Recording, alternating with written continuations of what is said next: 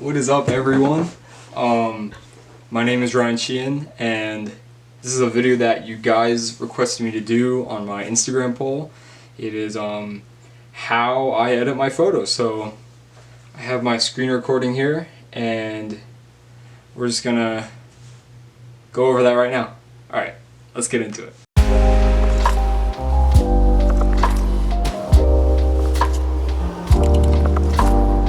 Alright, so as we see here, we can see my computer. So that's the first thing I need, obviously, before editing my photos. Obviously, you need to have some sort of camera. And so the software I use to edit my photos is called Adobe Lightroom. It's this one right down here. And so you do have to pay for this, but if you're lucky enough as I am to have a arts program available at your school that has some sort of agreement with Adobe, student agreement, where you can get a bunch of the Adobe programs for free, and it's really nice because me and a lot of the people I know that are in my photography class, we need these to really bring our work to the next level. So that's what we're going to be using today. Eventually I'll have to pay for it, but hopefully I have all that figured out in the future. So let's hop into Lightroom. Okay, so this is Adobe Lightroom, and so this is the main software that I use to edit all of my photos. If I need to, I'll use Photoshop, but most of the time I don't. So Lightroom is basically just color adjustments and things like that. There's low level masking and stuff like that, and we'll go through all that. So let's look at this photo right here. Obviously this looks pretty edited, and I want to show you guys how we get from something that looks like this to something that looks a lot better like this. And so if we open up our edit tab right up here in the top right, we see all of these settings. So basically I will mess around with these to make sure I get the picture that I want to get. Okay, so in this first section, the light section, we can see exposure, contrast, highlights, shadows, whites, and blacks.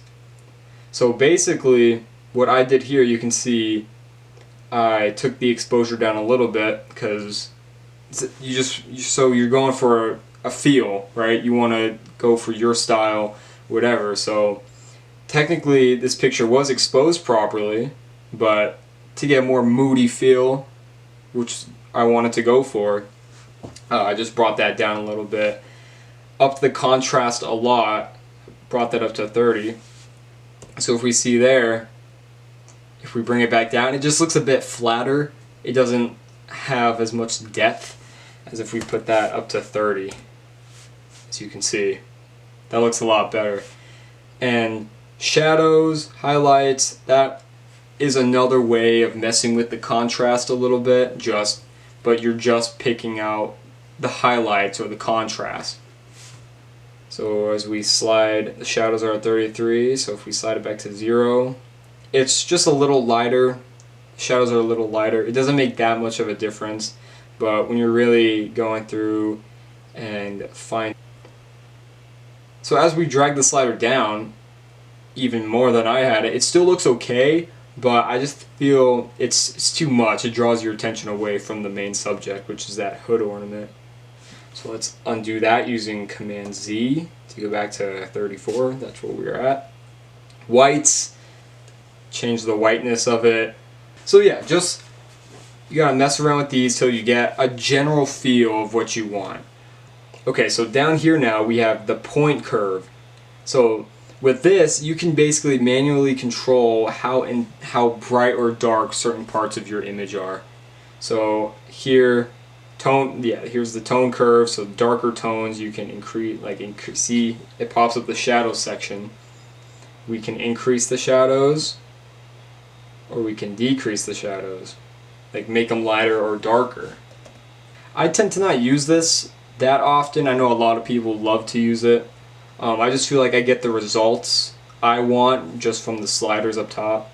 But you can also do things if you want to stylize your photo even more, like mess with the blues, the yellows, the greens, the pinks, the reds and the blues, like light blues. So yeah, it's basically that.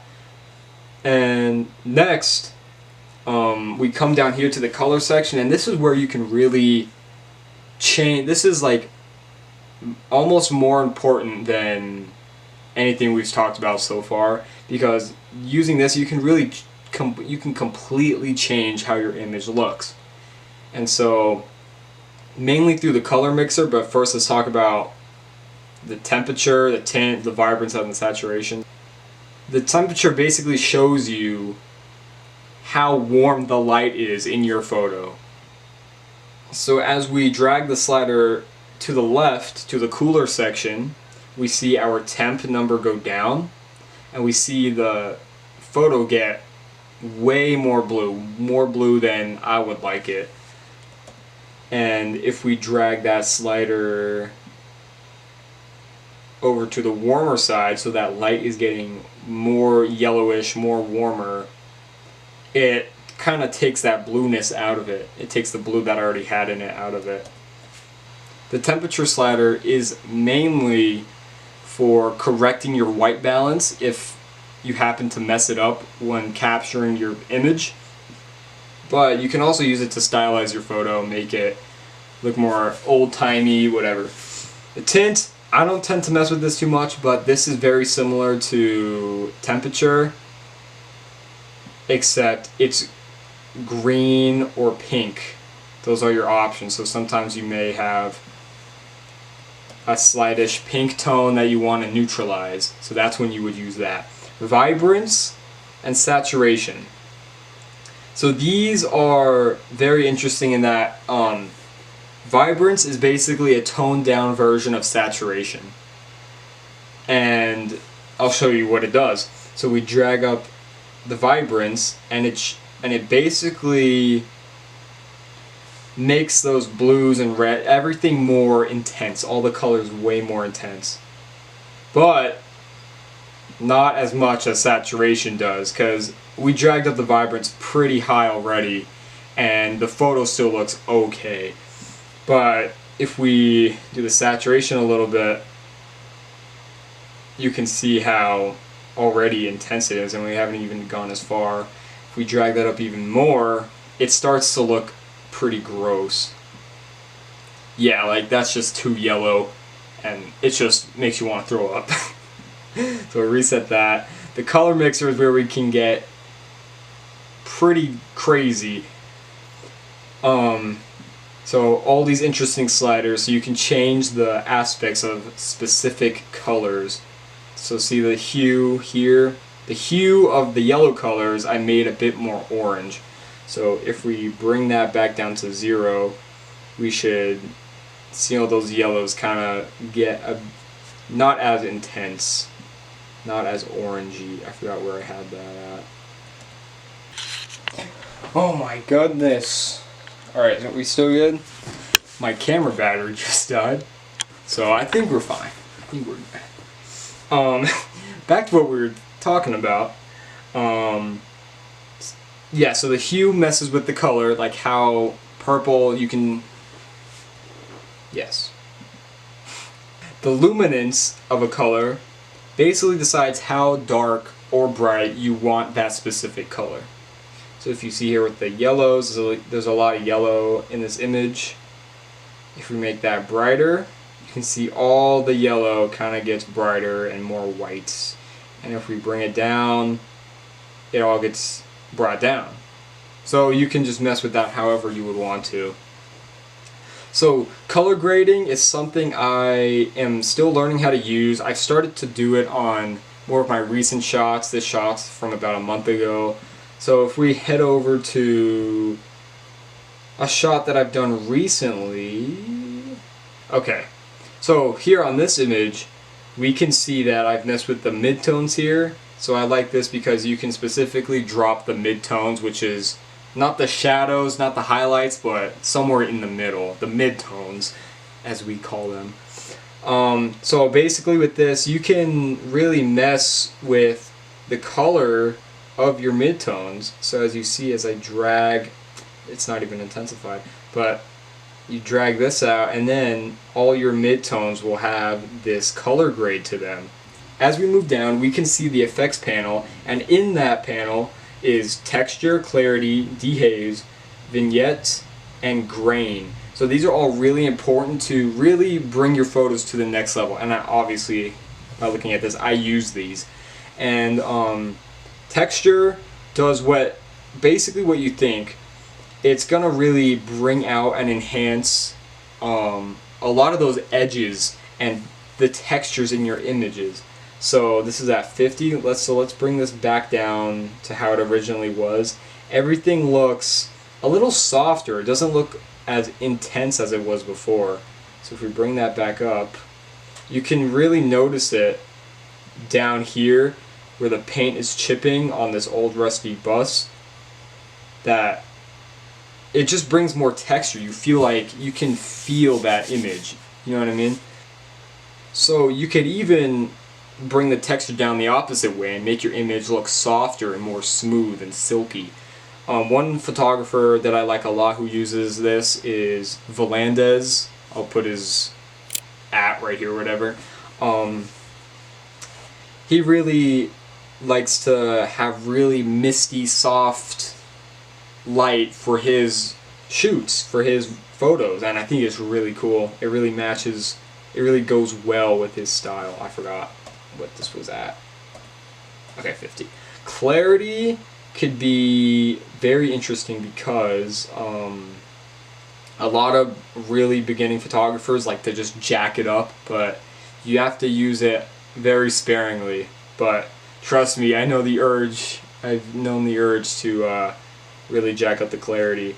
So we bring the clarity back, and we can see that the image, it just looks flatter. You're not into it as much. You know what I mean?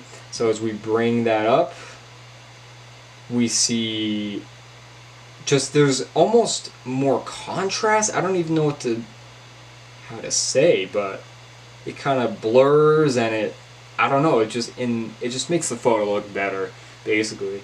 But if you do it too much, then it's like it just looks too intense. You know, I feel like on certain photos, like on this photo it doesn't look as bad, but on a lot of photos it just it makes you just want to throw up. And as we bring that back, we get these softer colors again, like with the texture.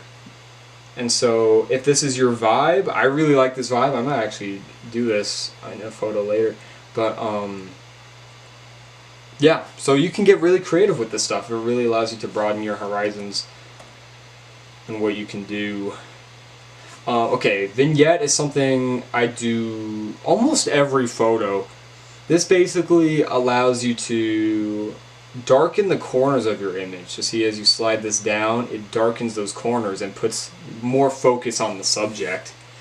Obviously this is way too much and you wouldn't ever want to do it this much, but done the right way could look really good. See, it blends in, at least in my opinion. You might think it's trash, but to me it looks alright. You could also use this the opposite way, make those corners bright. I don't use this a lot. It can look corny if you like do it too much, but yeah, it's kind of weird. But if you use it the right way, I'm sure you can get a really good result out of it. Okay, grain. To explain grain, this is probably the most controversial setting you can apply to your photos. First of all, grain is those little specks that you get when you have a really underexposed image, like at night. So if we zoom in here and I jack this up, it will give us some artificial grain. So as we move in here, do you see all this crumminess? Not the rust, but like in the actual image. We can even jack it up even more. See, yeah, see that? That, depending on what you're going for, it could be good or it could be bad. Like, let's see, I could jack this up, kind of make it more like a film, kind of vibe, but for this one, that's not what I wanted to go for. A lot of people love to use this, and it's good when used right. Okay, next we have the detail section. So here we have sharpening, noise reduction, and color noise reduction. So sharpening is good to use when you want to enhance your lines, when you want to sharpen your lines, because sometimes something might be a little bit out of focus, but using sharpening you can really just change it up, and you can bring it the opposite way to smoothen out your lines a little bit. Color noise reduction basically just takes the color out of the noise, basically. And usually like around edges, and sometimes like whites will look blue, and all the colors will just look off. And then for down here for optics, you don't find this too often. You don't need to use this that often. Usually it's just for specific shots where the sun highlights certain subjects and makes a ring around them. So yeah, that's basically, the fringe is just basically to take like a sun ring out from a subject, basically. And down here, geometry, not really anything that special. Actually, well, this could be very special if you like to mess with the shape of your objects. So we see here as I move the distortion around, it can definitely change the way your object looks.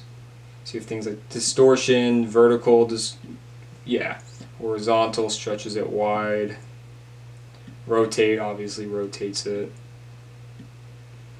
the aspect ratio like kind of squeezes it or stretches it, scale just makes the thing bigger, X offset, it moves it left and right, Y offset up and down. So that's really all you need to know about that. Sorry, I lost my phone. Secondly, like after all that, you come in and you can crop it. I crop most of my images to 4x5s because I post basically all of them on Instagram, of course. And they need to be 4x5s, or else Instagram will automatically crop out the other bits, the top and bottom section here. So yeah, that's basically it. Healing brushes, if you need to take anything out, that is what that is for. I can do let me know if you want me to do tutorials on anything else. Brush is to apply certain settings to different parts of your photo. You just paint them in. Let's see here.